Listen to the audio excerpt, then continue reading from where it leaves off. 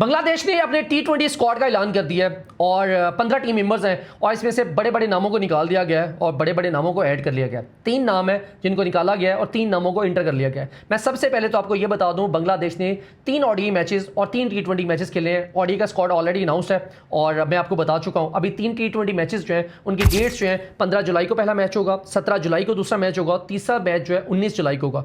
ये बुलवायो का ग्राउंड है जिम्बाब्वे में, वहां पे तीनों मैचेस एक ही जगह पे होंगे। पाकिस्तानी टाइम के मुताबिक एग्जैक्टली 3:30 पे और बांग्लादेशी टाइम के मुताबिक 4:30 पे मैच स्टार्ट हो जाएंगे।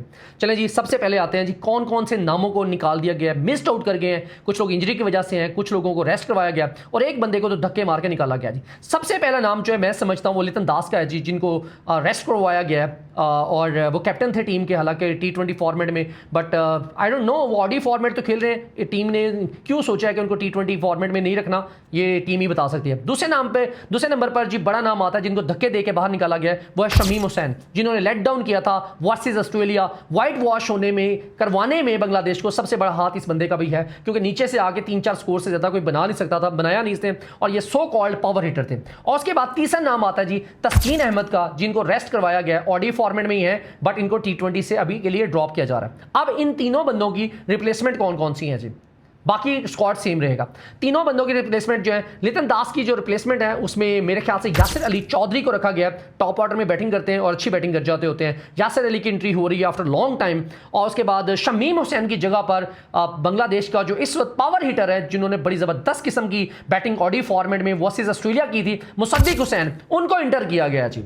शानदार किस्म की इन्होंने बैटिंग की है। कम बैक हो तो इस बंदे जैसा हो। इसने 2 मैचों में 50+ रन मारे थे, एक मैच में ये जल्दी आउट हो गए थे। और ODI फॉर्मेट को अगर बांग्लादेश ने ऑस्ट्रेलिया को सीरीज हराई है तो उसमें सबसे बड़ा नाम जो है ये मुसद्दिक हुसैन का ही था। बॉलिंग में भी आगे 2-3 आउट कर गए थे, तो तगड़ी उन्होंने बॉलिंग की थी। उसके बाद जी मोहम्मद शैफुद्दीन का नाम आता है जी, तस्कीन की जगह पर इनको लाया गया। तस्कीन को ODI फॉर्मेट में रखा जा रहा है बट इनको इधर से T20 में नहीं डाला जा रहा। मैं जल्दी से आप लोगों को स्क्वाड बता देता हूं। आप लोगों की स्क्रीन के ऊपर ये स्क्वाड आ रहा है, आप लोग चेक कर सकते हैं। 15 टीम मेंबर्स का स्क्वाड है जी। तो हृदय को कप्तान रखा गया, बरकरार रखा गया। हालांकि मुझे लग रहा था टीम ऑस्ट्रेलिया के साथ जब वाइट वॉश हुए थे उसके बाद हृदय को कप्तानी शायद ना दी जाए। वाइस कप्तान तो वो ऑलरेडी हैं, लेकिन लितन दास को ही दी जाएगी, बट फिर भी बरकरार रखा जा रहा है जी। और दूसरे नंबर पर मुझे सबसे ज्यादा बुरा जो है 2 बंदों पे लग रहा है। स्क्वाड के ऊपर हम बाद में डिस्कशन करते हैं। मैं सबसे पहले डिस्कस करना चाहता हूं अब्दुल गफ्फार सकलैन के ऊपर, जिन्होंने फर्स्ट T20 भी डिस्ट्रॉय किया था, सेकंड T20 मैच भी डिस्ट्रॉय किया गया था और थर्ड T20 में जब उनको निकाला गया था तो टीम की कदरे बेहतर हालत हो गई थी। आप सब लोगों ने देखा होगा, लेकिन उसको फिर से आपने इस सीरीज में डाल दिया है। Not fair. आप इट मीन्स जिम्बाब्वे को बहुत ज़्यादा इजी ले रहे हो, जैसे आपने टेस्ट मैचेस में इजी लिया है और टेस्ट मैचों में देखो उन्होंने 1 साइडेड में आपको मैच मार दिया। एक इनिंग से पहले ही जीत गए वो लोग। खैर आपको ये इस गफ्फार सकलैन को नहीं डालना चाहिए था। दूसरे नंबर पर जी नाम आता है जो इनके लेग स्पिनर हैं, सो कॉल्ड जी हमारे जो हैं वो ऑलराउंडर हैं, उनका नाम रिशाद हुसैन का आता है जी। रिशाद हुसैन जो है पाकिस्तान में शादाब खान सेम कैटेगरी के इनके हैं।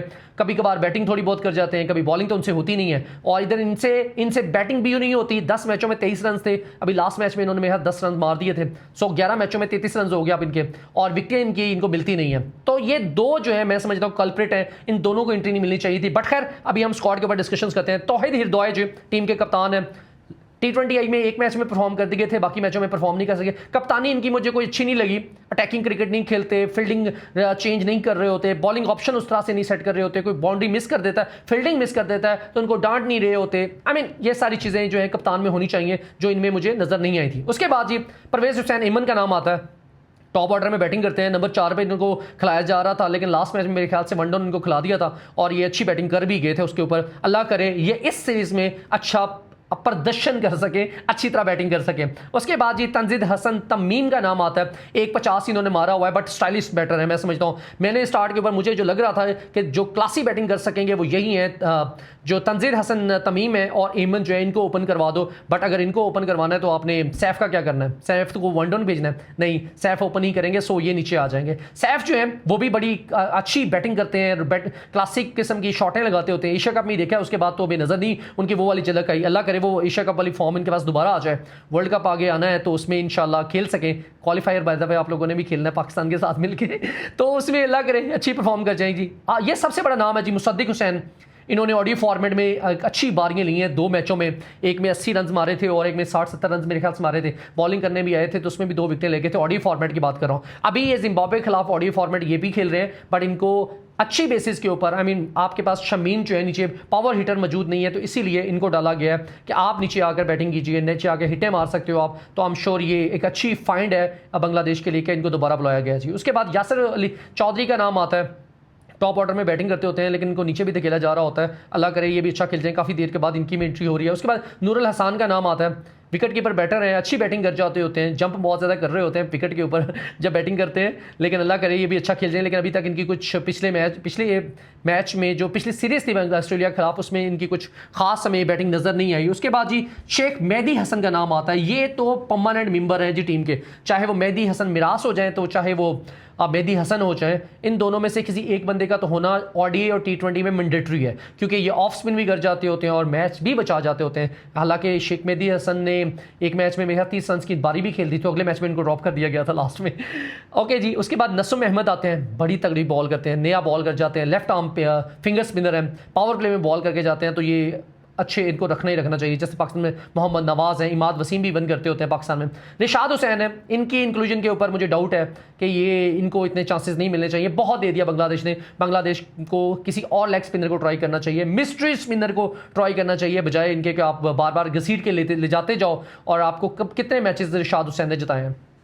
2, 1, 3 बस। कम से कम भी 25-30 मैच खेल चुके हैं या 35 मैच खेल चुके हैं, नॉट श्योर एग्जैक्टली डिजिट, आप बता सकते हो, कमेंट्स में बता सकते हो मुझे। शरफुल इस्लाम क्लासी बॉलिंग यार, इस बच्चे ने 7 विकेटें ली थी, शानदार किस्म की इसने बॉलिंग कराई थी। मुस्तफिजुर रहमान नो डाउट, इनके ऊपर क्या डिस्कशन करें यार, बांग्लादेश की जान है और बांग्लादेश को पेस अटैक को लीड करते होते हैं। और उसके बाद जी नाहिद राना, मुस्तफिजुर रहमान के बाद अगर किसी को डरने की ज़रूरत है किसी बॉलर से, वो नाहिद राना ही है, जो 150 की गेंद मारते होते हैं, तगड़ी शानदार किस्म की बॉलिंग करते हैं, अपने पेस से ही अगली टीम को डराते हैं। और सम टाइम ये होता है कि वो यही सोचते हैं यार नाहिद राना को सी ऑफ कर देते हैं, अगले बॉलर के ऊपर लाठी चार्ज करने जाएंगे, और अगर नाहिद राना को विकेटें नहीं मिलती तो दूसरी साइड से विकेटें मिलती रहती हैं। और आप लोगों ने ये एग्जाम्पल देख ली होगी, शरफुल इस्लाम ने जब 6-7 खिलाड़ियों को आउट किया था ऑस्ट्रेलिया के, तो यही हो रहा था, उस मैच में सी ऑफ किया जा रहा था नाहिद राना को और दूसरी साइड से विकेटें गिराई जा रही थी जी। मोहम्मद शैफुद्दीन का नाम आता है जी, इनको इंट्रीक मिली है, इनकी बॉलिंग में बहुत ज़्यादा तो नहीं देखी,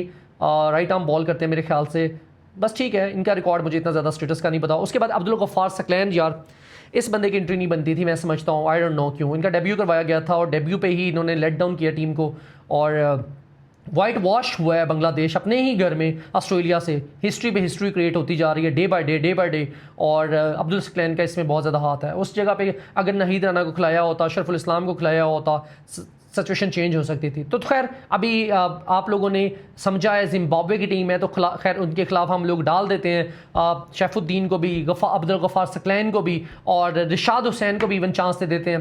तो देखो क्या सिचुएशन होती है, क्योंकि बांग्लादेश की टीम, आपने जिम्बाब्वे की टीम को बहुत ज़्यादा आसान ले लिया था टेस्ट मैच में भी। फर्स्ट टेस्ट मैच में भी अपने प्रीमियम फास्ट बॉलर्स जो हैं, जितने भी हैं 4 आपके पास, जिसमें तस्कीन का नाम आता है, नाहिद राना का नाम आता है, मुस्तफिजुर रहमान का नाम आता है और शरफुल इस्लाम का नाम आता है, इन चारों को आपने बेंच कर दिया था, रेस्ट करा दी, मतलब ड्रॉप कर दिया इनको, सीधी बात है।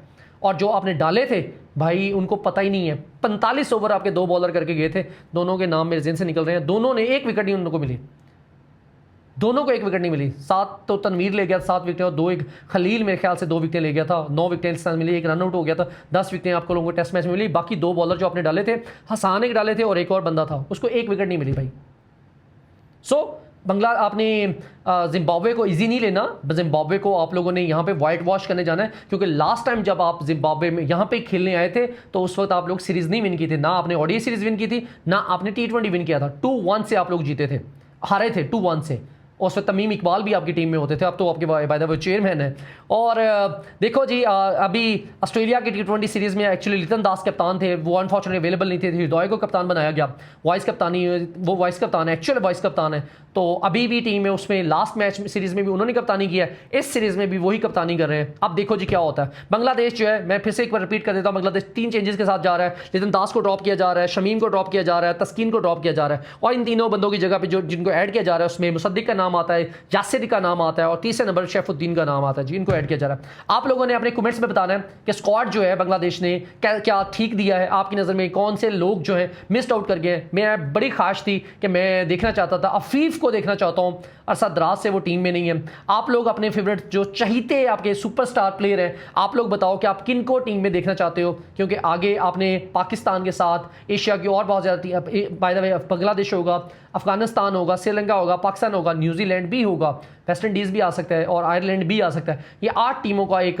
पूल बनेगा जो क्वालिफायर खेलेंगे 2027 में। ये T20 फॉर्मेट में होगा, यूएसए में समवेयर होगा, या मे बी जो है इसकी होस्टिंग राइट जो है वो बांग्लादेश श्रीलंका को मिल सकते हैं। आपने अपनी टीम तगड़ी बनाने जाना है और जीतने जाना है, रैंकिंग बेहतर रखनी है, और रैंकिंग बेहतर मैंडेटरी है आपकी बेहतर रखना, क्योंकि रैंकिंग अगर नीचे जाएगी तो आप लोग क्वालिफाई नहीं कर पाओगे। पाकिस्तान 6ठे नंबर पे है, इंडिया पहले नंबर पे है। ये आई एम श्योर आप लोगों ने मेरी लास्ट अगर वीडियो चेक की है ओलंपिक्स के ऊपर मैंने की है तो आप लोगों को पिक्चर क्लियर हो जाएगी। खैर हम टॉपिक से हट रहे हैं।